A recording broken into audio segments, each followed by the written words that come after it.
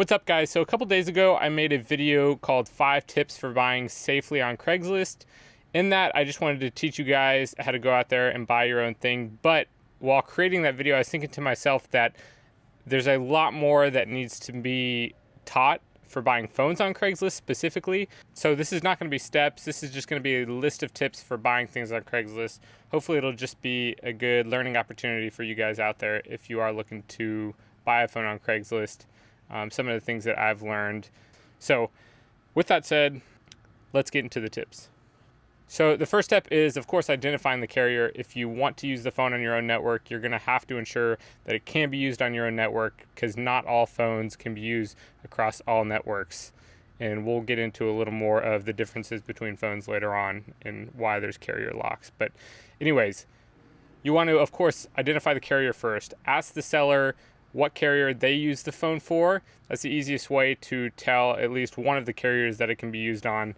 Second is ask the seller what carriers it can be used for. So maybe sellers that he personally knows it can be used for, but maybe he didn't himself use for. However, don't limit yourself to whatever the seller tells you here. There's a good chance that the cell phone can be used on other carriers that the seller doesn't even know about.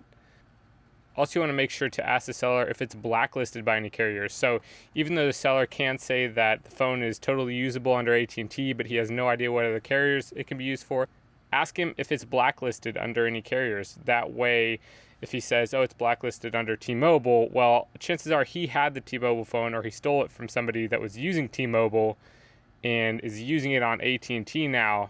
That's because what's blacklisted on one carrier isn't necessarily blacklisted across all carriers.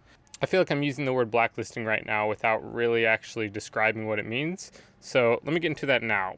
Blacklisting is when a phone turns into what we'd like to call a brick. It is basically dysfunctional or really not functional for any purpose except for a brick.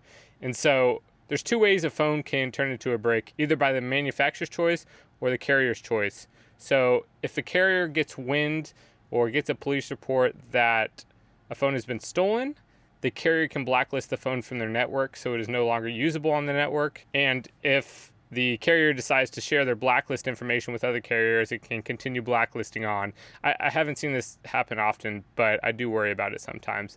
The next option is the manufacturer blacklisting it, which would be Apple or Samsung or, of course, any manufacturers of a cell phone out there.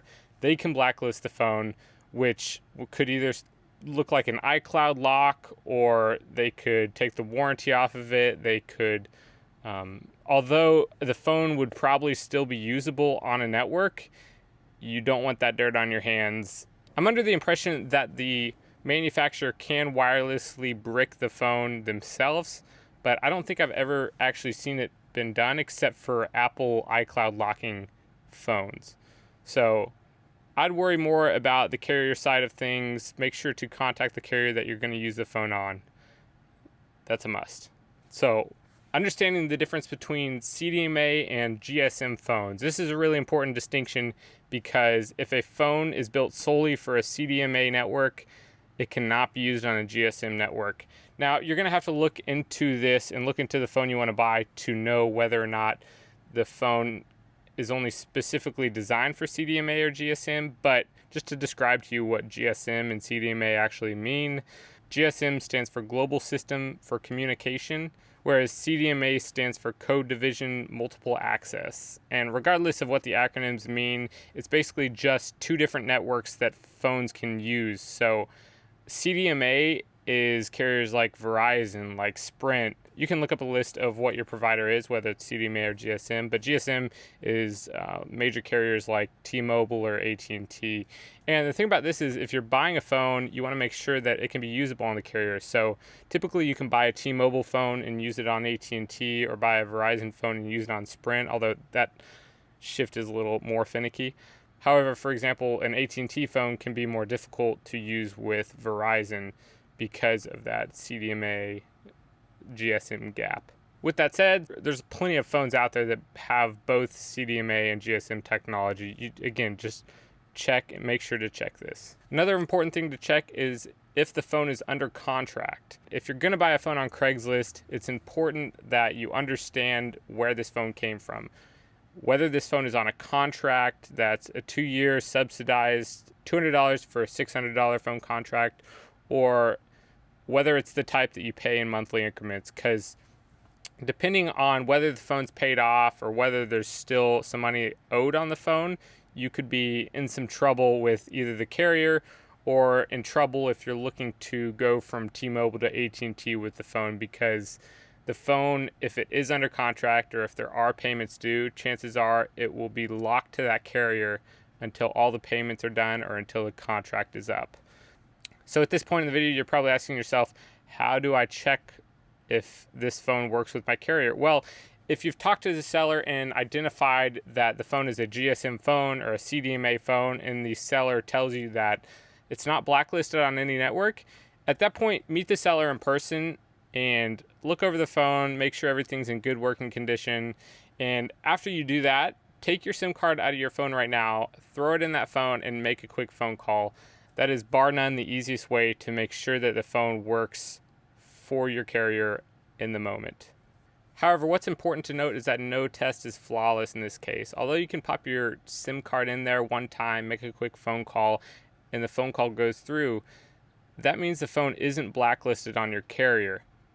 However, if the seller stole that phone and turned it around quick enough and sold it to you, there's still a chance that whoever they stole it from has not filed a report with the carrier or has not filed a report with the police, in which case, when they do that, then your phone will be blacklisted. So it could be 2 weeks after you buy a phone and it gets blacklisted, which can be rather scary and probably is scaring a lot of you off right now from even buying a phone. But let me put this into perspective. Of the 40, 50 phones I've bought off Craigslist, I've bought quite a few. Probably 1 or 2 of them have had this issue. So whether you like to think of that as a high percentage or a low percentage, that's kind of what it is, and that's the risk that I think you should be willing to take, or at least understand you're taking. If you really want to triple check the phone, there's always the option of actually calling the carrier, giving them the IMEI number in the settings of the phone, or even sometimes just on the back of the phone, and they will tell you if it'll work for their carrier, or they'll also tell you if there's a remaining balance that needs to be paid, like some of the monthly payments that haven't been paid off in full, or if the phone's under a 2-year contract. You can ask them over the phone if it can be unlocked. So if you find a good deal on a T-Mobile phone, you can call up T-Mobile, give them the IMEI number, and then ask them if it can be unlocked. And that way you can get a great deal on a T-Mobile phone that you can turn around, unlock it quickly with a carrier, and then use it on AT&T. I found that generally any carrier is willing to actually unlock the phone as long as the phone is out of contract. So no guarantees that it will be unlocked, but just call the carrier, give it a chance. I have faith it'll work. This is just for those of you out there buying or looking to buy an iPhone. Apple has what's called an iCloud lock, and that's basically if the phone gets reset, the login information for your iCloud or Apple account has to be typed into the phone for it to be usable. And this has actually prevented a lot of issues, a lot of theft. It's the cause for a lot of resold phones to be listed as iCloud locked. And so there are a lot of phones out there, or a lot of iPhones specifically, that are iCloud locked. You'll know right away that it is iCloud locked if you simply try to turn on the phone. If you turn on the phone and there's not a big old screen saying iCloud information or asking for iCloud information, don't worry, it's not iCloud locked. You're good. This was a tip given in the last video, but I feel it's important to give it again now. Check the serial number on the device. And I know I mentioned in the last video that you should Google that serial number. Well, to expand on that, I believe, especially with cell phones, you should also check the manufacturer's website. Typically, companies like Samsung or Apple have a dedicated web page to checking the serial number for support and service. And that same web page will show you if a phone is blacklisted. So just type in check serial number Apple or check serial number Samsung and type in that serial number, and it should show you if the phone's blacklisted. Thank you guys for watching this video. I know this video went a little longer than I was expecting, but the more I talked, the more information I felt necessary to share with you guys so that you can go out there and buy a phone safely. Hopefully this information was orderly enough for you to understand it. If you did enjoy the video, let me know. Give me some feedback. Ask me some questions. Let me know what else there is out there that you'd like to learn. I'm here to teach you guys, and I want to teach you guys, but again, I just want to know what you guys want to learn. So, if you liked it, like the video, comment on the video, subscribe if you really want to. Appreciate you guys, and thanks for watching. We out.